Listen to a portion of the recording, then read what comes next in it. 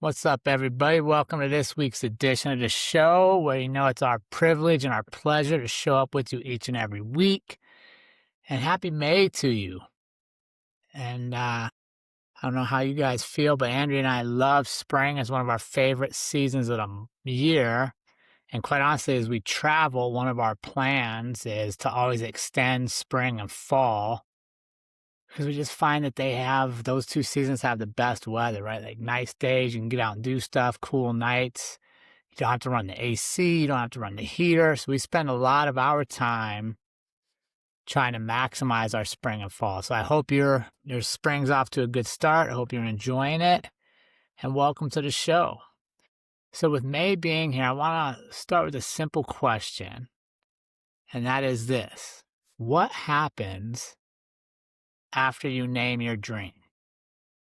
What happens after you decide, wait, this is what I want to be doing? This is the thing that's inside of me that I can't get rid of.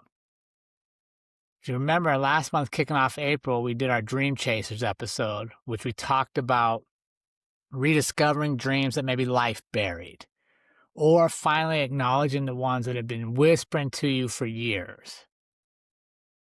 And I got to tell you, I've been blown away and super humbled by the amount of people that reached out and shared that they were taking that first step to pursue that dream, or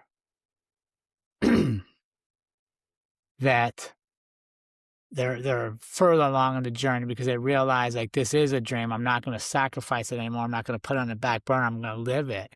And it's been really humbling to get those and to be able to share and be part of other people's journeys. But now I got to ask, after we name our dream, after we're like, okay, this is what I want, something else happens to us a lot of times, right? We start to notice that gap between what we're living and what we want to be doing, what our day-to-day life and our habits are, and where we want ourselves to be. We start to get pulled. Sometimes we start to feel responsibility. Wait, maybe I need to go now. Life's getting shorter. It's not going to get any easier. I won't have more time. I won't be in the same shape anymore. I won't be this young ever again. And here's what I wanted to throw out in some of the discussions I've had and some of the thoughts I've had about the Dream Chasers episode is the byproduct of not pursuing our dream, the byproduct of not doing it. You see, a lot of times when you don't pursue your own dreams, when you don't have that bigger why of what you're doing, it's easy for us to get caught unconsciously trying to live our dreams out through somebody else. Right? Think about this: parents doing it with their kids, right? That crazy parent that's pushing their kids into all the things they wanted to be good at and living vicariously through them. Partners with each other, leaders with their teams, and probably one of the most obvious places is fans with athletes, right? That fanatic fan that the day is ruined if their team loses, and all the time and investment they put into something they can't control. Because it's easy to slip into projecting our own unlived dreams onto people that are closest to us. Not because we're trying to be controlling, but I think it's a sign, it's an alert to you that there's something else in you that wants to come alive. Right? Because I really believe chasing your dream is what keeps you alive. And what keeps you from going through the motions of the day-to-day. And I think it also frees the people around you from having to carry the weight of your expectations, of what you think they should be doing.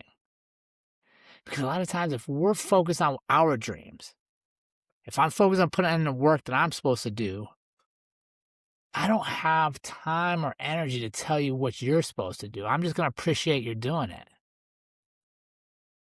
Like you're going to appreciate I'm doing it. So today I want to talk about what comes next after we identify that dream. What does it actually look like to start living the dream we named? The identity shift, the resistance, the momentum, and the freedom for you and the people you love that comes from choosing to pursue what it calls us. You see, naming a dream, saying I have this dream, it provides clarity, right? It lets you know, okay, this is where I need to be going. This is where I want to be going. Living the dream is the commitment. Telling somebody about your dream feels exciting, exhilarating. Oh, this is my dream. Listen to this. I have this all mapped out. But living it is uncomfortable. Naming the dream, sharing it, that moment is just that. It's a moment. But living it is the process. You see, there's this awkward middle space between the intention we have and the action we take. And it's easy in that space for doubt to creep in. Who am I to chase this? We might ask ourselves. What if I fail? What if I'm not ready?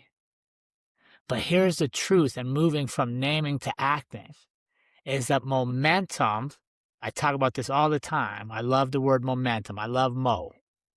Momentum matters more than motivation. You see, motivation is an emotion. I'm excited. I'm motivated. I watched a video. I heard a talk. I read a book. I'm motivated, but it's fleeting. Momentum is behavioral. See, I don't need to feel ready because you'll never be ready. You just need to take the next step.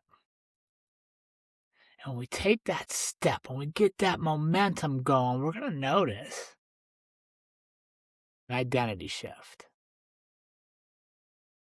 Because a dream doesn't respond to who I used to be. It responds to who I want to become.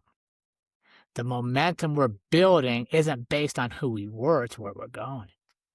You see, and every dream's going to require that identity shift, which is made up of your small daily choices that reinforce who we're becoming, the habits, the boundaries that we set, the routines that now become daily routines, the decisions that say I'm serious about this. It's also about letting go of the identity of who we were if we were playing it small, being safe. The version of you that didn't want to take this big risk, that didn't want to do these things because you didn't want to disappoint somebody. The version of you that realized keeping it quiet was easier externally but harder internally. Because living your dream now means you become the person who can carry the dream. Right? It's been in you the whole time, but now we're actually working on it. One of the biggest things that I took away from last month's episode and the whole Dream Chaser idea and sharing it and the shirts and the movement, I like to call it, or the collection, is that when we share our dream, it allows other people to support us. For as much time and energy and effort as we put into thinking people are going to naysay our dreams, they're going to talk down on our dreams, they're going to tell us we can't do it, we're not ready, we're not good enough, we're not pretty enough, we're not handsome enough, whatever. There's also a group of people that are going to go, oh my God, that's your dream, let's do it. I support you, how can I help you? Because when you chase your dream alone, it can be slow. You might not know you're making progress. It's easy to stop. It's easy to slack off the habits and to let the momentum die. Because we all need people around us to believe in us. People that might go, hey, we got to get this run in today. We got to get this workout in today. We got to eat properly today. We got to read that book. We got to take that. Whatever it is your dream is that you're pursuing, you need people around you that can help remind you why you started in those moments when the doubt gets louder. To help hold you accountable. And one of my favorite things is people who see the version of who you're becoming, not trying to hold you to who you used to be. Even on the days that you're not sure anymore. You see, the community around you doesn't carry your dream, right? That's yours. That's your dream. We can't carry it for each other, but we can help you carry yourself to the dream. We can remind you the conversations, the inputs, the momentum you have. Because sometimes when we're in it, we don't even see the momentum we've built. We don't even see the progress we've made because it's small to us because we're doing it day to day. But that outsider who hasn't seen us in a month, a week, a year goes, "Oh my God, you lost so much weight. Oh man, you're looking so good. You're doing this, you're doing that. I noticed this stuff." To reaffirm, let you know, oh, wait, I am on the right path. I am doing the thing. One of the things I want to challenge our community with is be that person for those around you. Right? It's weird in a society that we're so slow to compliment another person. Right? We're slow to compliment because we think if I tell you you look great, if you're so successful, I'm glad your business is doing well, it means mine can't do well. If I acknowledge what you're doing greatly, what you've improved on, it means I'm not improving. That's not the case, team. That's not the case. And that's what Dream Chase is all about, is that community of saying, hey, I recognize this in you. I see you doing this. This is great stuff. We're not afraid to throw out the compliments. We're not afraid to recognize the greatness in others and the momentum they've created and the work they're putting in because it doesn't reflect negatively upon us. Because hopefully we're working on ourselves as well. And you see, when we start to see ourselves in that light, it's easier to see others in the light. Just like if we're seeing ourselves as we're not ready, we can't do it, whatever that negative self-talk we share with ourselves, a lot of times we'll put that same lens on those around us. But when we're chasing dreams, when we're in it, there's going to be friction. There's going to be resistance. Right? And resistance to me is not the time to go, oh, I should quit. It's getting hard. Resistance isn't the point where you go, oh, I'm not sure I can do this. I like to go, okay, when I get to that point where I feel the resistance, when I feel that, oh, that pushback, that's when I know I'm right where I need to be. Because up till that point, I was only doing what I'm comfortable with. Right? If it was easy, I didn't feel any resistance. I got this new idea. I'm taking these steps. Everything's flowing. I haven't hit a hurdle yet. Well, that's the easy part. You've probably already done some of that. You're familiar with it. But it's what happens when we hit that first wall.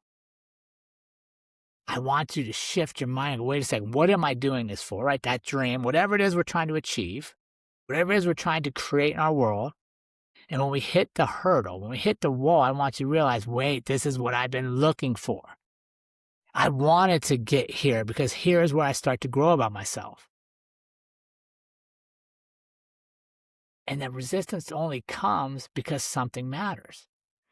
Because if it didn't scare you, if it wasn't meaningful, it wouldn't stretch you to grow. If it wasn't yours, it wouldn't demand growth. You see, and when I get discomfort, when I become uncomfortable, that's data. That's feedback that I'm and evidence that I am on the right path. I'm moving towards something that matters. So when I feel that, I know, okay, I'm doing something now. I got through the comfort. I got through all the easy shit. Now I get to learn. Now I get to grow. Right? One of the things I tell myself, and I was talking with Andrea about this the other day, is we train for Copper Kings 100, our first 100-mile race. There's a lot of runs like now that I need to do like some 20-milers and 30-milers back to back to train my body for this. I was telling her, man, I wish I could just skip the first 15 miles, say. Because I find those sometimes to be boring. Because I've been there before. I've done that. But I love that feeling when I hit that second half. Now, oh my gosh, can I do this? Can my legs keep going? Do I have the right nutrition? Am I dialed in the way I'm supposed to be?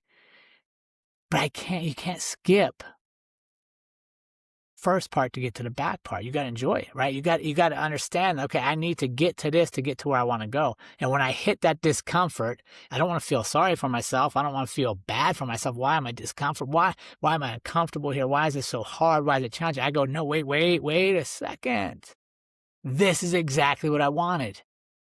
If I didn't want this, I should have stopped at 15 miles because I've done that before. It's not that hard for me anymore. But I wouldn't grow. I'd stay the same. I'd be in the same spot. So as this whole month, if you get anything out of this episode, I want you to say, okay, I got my dream.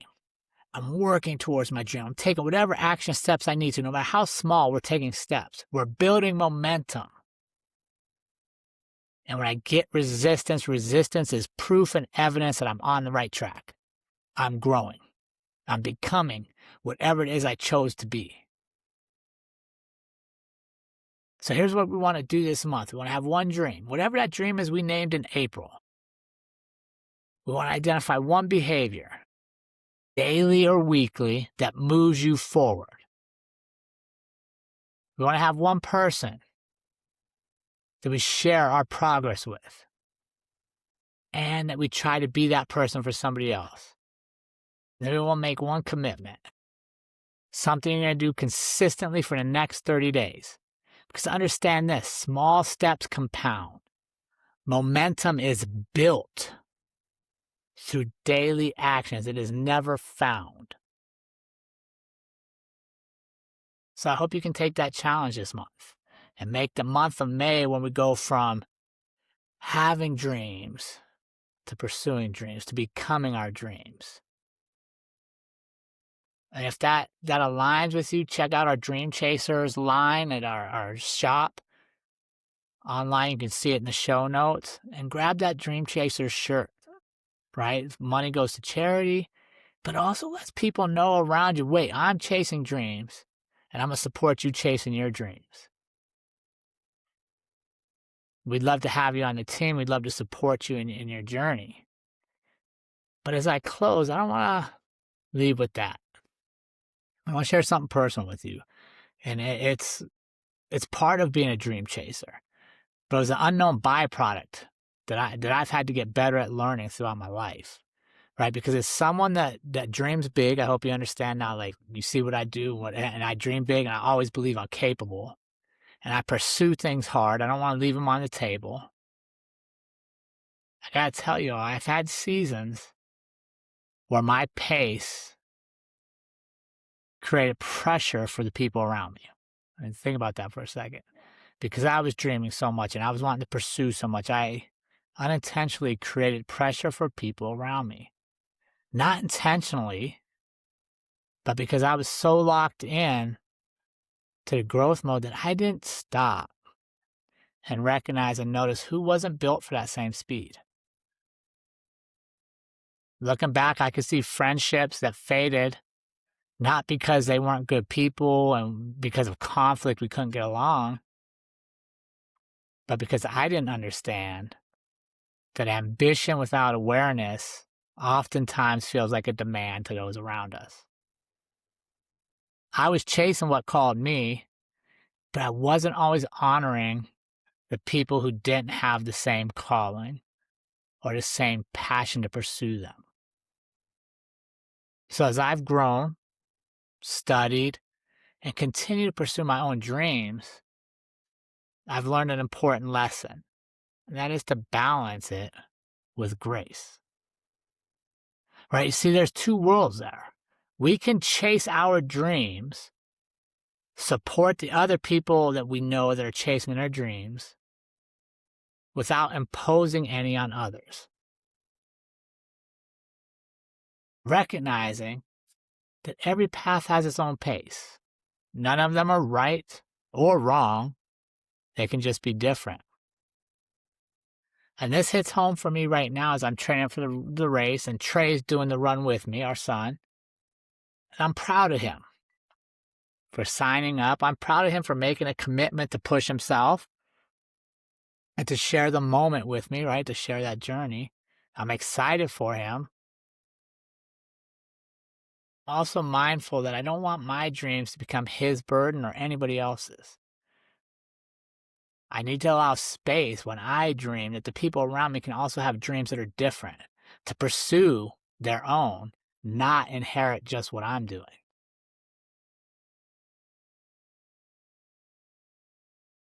And I just thought it out for us to be aware. Because I was pretty bad at it, to be honest with you. When I was younger, I was bad at it. And remember, your dream is yours to carry. It's yours to live. not your partners, not your teams, not your children, but chase what calls you. Right? There's no glory in living small. There's no glory in staying safe. Chase what calls you. So have the grace and awareness to let the people you love chase what calls them. When you do that, you don't just come alive. I believe you give everyone around you the freedom to come alive as well. So I hope you enjoyed this week's episode. I look forward to seeing your dream chasers out there, supporting you, whatever it is. You having you support the people around you that are pursuing whatever they're into. Because there's enough room and enough success in the world for all of us if we're willing to identify the dream and then put in the work it takes to get us there. Have an awesome week, everybody. Thank you so much for being here. As always, it's an honor and privilege to share this space with you. Please check out the show notes, check on our sponsors, give them a little love, and I'd love to see you in the stores represent some Dream Chasers gear. Have a great week.